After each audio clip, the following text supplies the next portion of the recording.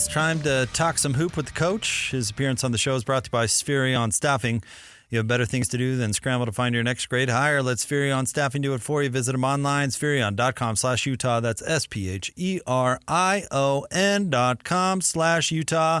He is my co-host for Jazz Pre, Half, and Post right here on the station. Of course, longtime assistant at BYU and the University of Utah, so we'll talk some college hoops with him as well. He's the coach, Tim LaComb. What's going on, Coach?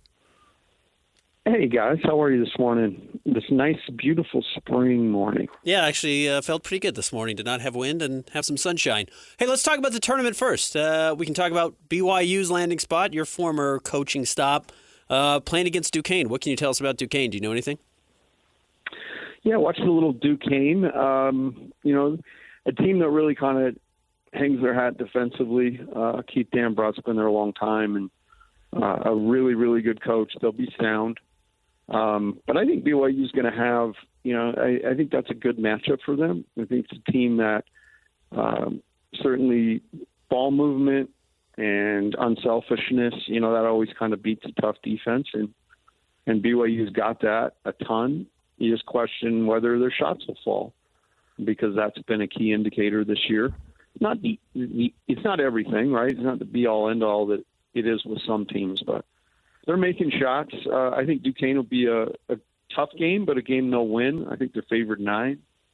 And then they would play probably more than likely Illinois, which just won the Big Ten. And that's a decent matchup, too. I think Illinois struggles to guard. They really can score, and Terrence Shannon's a beast. So that's going to be hard. But I like where they're seated, probably a little low due to Sunday play. That's in air quotes, because I think really the committee gets in that room and they do whatever they want to do, and then they've got all these metrics to latch on to. But in hearing the chair last night talk, he seemed confused as to what the metrics were that they chose. I would imagine most of the metrics were, hey, I'm in this conference and we get a bunch of money if we put another Big Ten team in. What do you say? And I would think that that good old boys girls thing is still heavily in play. How would you guys handle that as a coaching staff when this isn't the first time BYU's kind of got the shaft on the seating because of the Sunday play thing? Would it be hard not to get frustrated and just get over it? I mean, I would guess BYU as a university kind of leans into it, right? Saying, yeah, they're more important things than seating, and we'll go out there and get it done. But was that hard as a staff?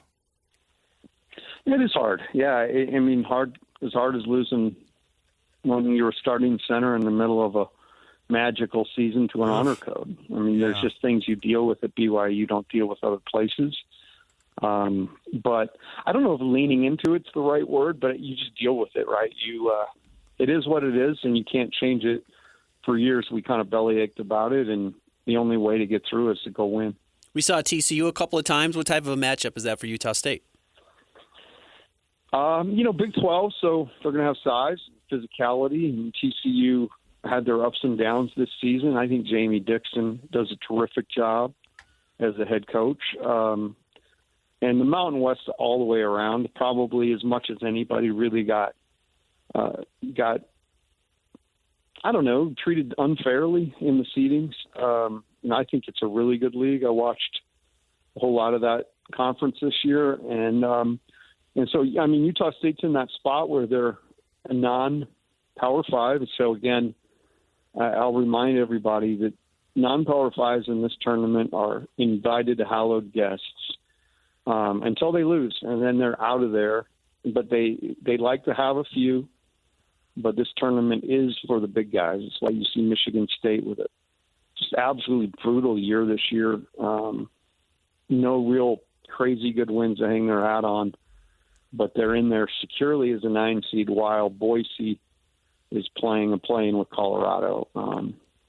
It's weird, but again, the only way, screw the metrics.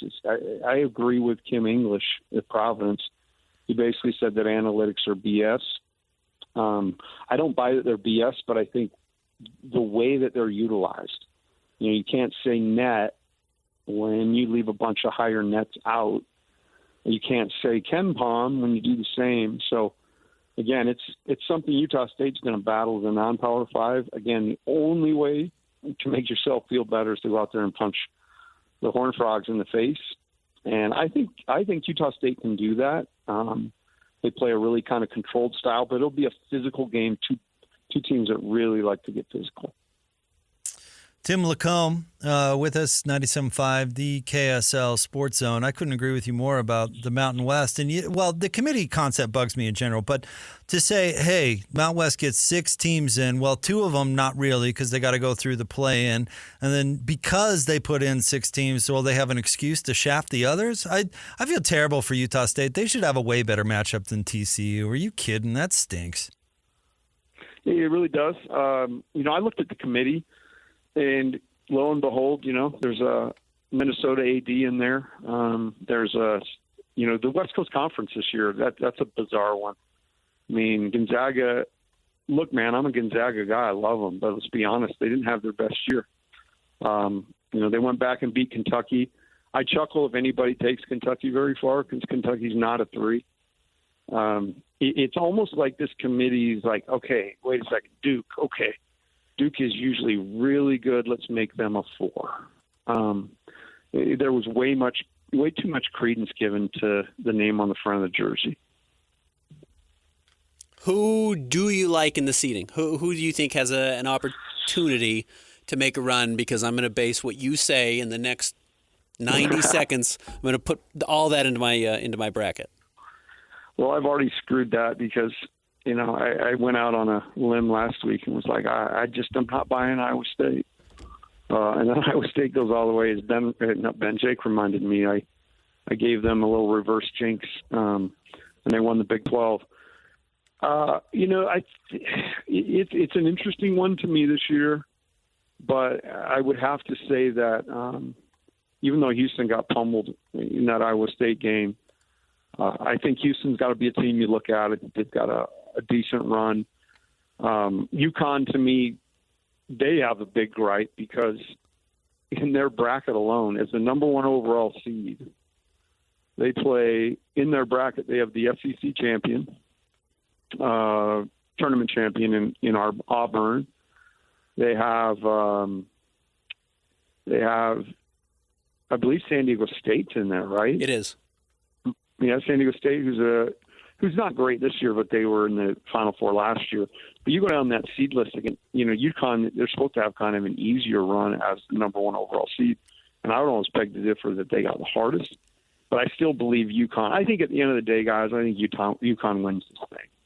I think Bobby Hurley's done a great job assembling a team that can win a lot of different ways.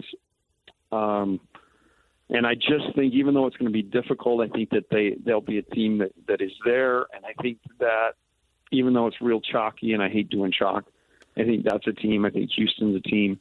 My outlier this year, I've said it before, is Creighton. They're a 3. I kind of like where they're at, and I like the fact that they're old. They've been together for a number of years, and I think that will pay dividends in a kind of a splintered, fractured NCAA where teams have about 8-month experience overall. I would encourage folks to log on to KSL Sports Bracket Mayhem. Fill out your brackets, compete with us. Just a little plug there before we switch over to the Jazz, Coach. And you and I talked about this, obviously, on the postgame show last night, but I want to replay Will Hardy's comments about passing, and I'm curious to your thoughts now that we're a little bit removed, or I guess it was Saturday night, from these comments. Go ahead, Sarah. Stats don't mean I don't care about your individual stats. I don't care how many points you score. I don't care what you post on Instagram. It doesn't matter. It's a team sport. You play to win. We have to nip this in the bud now because I've said this before and I'll say it again. There will not be free minutes in this program. And so you're either going to start learning and you're going to start playing the right way and you're going to start participating with your teammates or you're not going to play. Coach? I agree. No, it was interesting, and I think all of these little sound bites through the year have probably chosen, obviously carefully, but I think, we saw the other night guys kind of get sucked into trying to score over 3 guys, take tough shots when maybe an easier shot could be had with ball movement. I even saw, and I love Micah Potter, but I saw Micah Potter get an offensive rebound with 3 guys around him, and I know he's not speaking to Micah, but I'm just saying, I think it goes deeper than one dude. I think it was a night where it became contagious, and Micah got a rebound, and there were literally 3 dudes kind of draped on him, and he's trying to find a way to get a shot up when there are 2 or 3 guys spaced around the 3-point line. And I know Will sees all that. I would say that, and we said this on the post game, I love the message, and I love, in a day and age where the individual seems to be revered, this is a team sport, and basketball is best played. I don't care, if you're a LeBron fan, and love isolation, but basketball is best played when the ball moves, when the floor is spaced, and when 2 get on the ball, you move it. And so I like that with a young team that Will took the time to not just, glaze over it, but to deal with it head on. And the fact that there aren't free minutes, and we've kind of seen that. Guys have to earn their time. But I would, if I was in the locker room, I think that was a very strong, non-veiled ask by the coach to move the basketball and not get stuck in, seeking points or seeking individual glory, because at the end of the day, it doesn't get you very far. When a team is good, when a team wins, everybody benefits, and it's just the truth. And so I love that Will, with young guys, is taking this opportunity to put his foot down. Somewhat ironically, the Jazz best player is Lauri Markkanen. It's expected he's going to be back tonight. He went through a shoot-around today, was listed as questionable yesterday, but I expect him to be back. I'd heard that might be the case over the weekend as well. He is also a bad passer, and is the guy who you actually want to shoot 100 times. And Will Hardy has told Keontae George, he tells it through the media over and over, we want Keontae to shoot coming off pick and rolls, because guys who shoot off the dribble really bend opposing defenses and make you change how you have to defend. So in some ways, I get his message, and in other ways, the Jazz's 2 best players are guys you want to shoot as much as possible. How do you balance that as a head coach? Well, I think it's, you shoot when the shot's there. I mean, so to your point, you come off pick and roll, and somebody doesn't do their job, or they get hung up on screen and they happen to go under, by all means, shoot that shot. But if you're coming off a screen and 3 come with you or 2 come with you, I mean, there were a couple plays the other night where Keontae drove it, 3 were there, and he just tried to throw a floater over the top. I mean, shooting is not shooting, right? Shooting is a good shot is not just shooting; it's understanding nuance. And when you come off a screen and you're wide open, by all means, shoot it. And Lauri, I've said this before. I mean, he leads the NBA in shots without a dribble. So that just tells you that a lot of his shots come with, coming off of curls, coming off of extra passes. But you don't see Lauri Markkanen, in my mind. I can't think of Lauri forcing a lot of bad shots.